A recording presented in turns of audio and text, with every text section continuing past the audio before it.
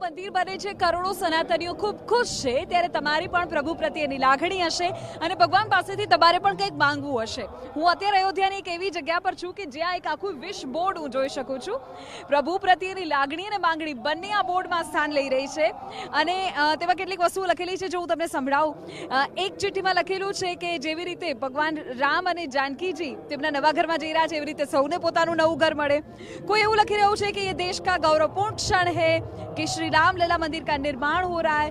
કોઈ એવું પણ લખી રહ્યું છે કે આપ अपनी कृपा हम सब पर बनाए रखे.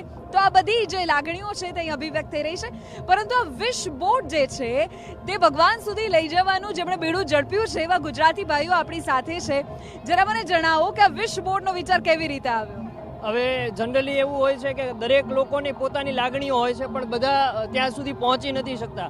ઘણા લોકો એવું હોય છે કે અંદર ઘણી બધી લાગણીઓ હોય છે પણ કોઈને બતાવી નથી શકતા. તો અમે એક એવું માધ્યમ ઊભું કર્યું બધા લોકો તરફથી. અમે લઈ જઈશું કે તમે તમારી લાગણીઓ અહીંયા દર્શાવો અને એને અમે મંદિર સુધી પહોંચાડીશું. તો બધાની લાગણીઓ મંદિર સુધી અને ભગવાન સુધી પહોંચે. અને ઘણા બધા એવા મેસેજ આવે છે કે અમે ઘણા લાગણીશીલ થઈ જઈએ છીએ. એવા લાગણી ભર્યા મેસેજો હોય છે. પોતાની ઈચ્છાઓ ઘણા દર્શાવે છે કે કેટલા ખુશ છે રામ મંદિરથી લઈને. અને સાથે સાથે ઘણા પોતાની વિશ લિસ્ટ એમાં લખી નાખે છે કે મારે આ વસ્તુ જોઈએ છે તો ભગવાન તમે અમને આપો.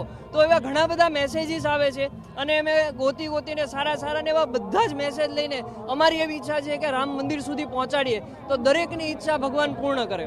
તમને કેવો રિસ્પોન્સ મળી રહ્યો છે અને શું પ્રયાસ રહેશે આને રામલલા સુધી લઈ જશો? હા, જરૂર ને જરૂર અમે રામલલા સુધી લઈ જશું અને એનો રિસ્પોન્સ એવો સરસ મળી રહ્યો છે કે અહીંયા આવતા કથા સાંભળવા આવતા દરેક ભક્તો અહીંયા એમની વિશ અને જે એમની ભાવનાઓ છે રામ મંદિર પ્રત્યેની લખે છે અને અમને અહીંયા પર જણાવે છે. તો એ બધી જ આપણે એમની જે ભાવનાઓ છે આપણે મંદિર સુધી પહોંચાડવાની પૂરેપૂરી કોશિશ કરીશું.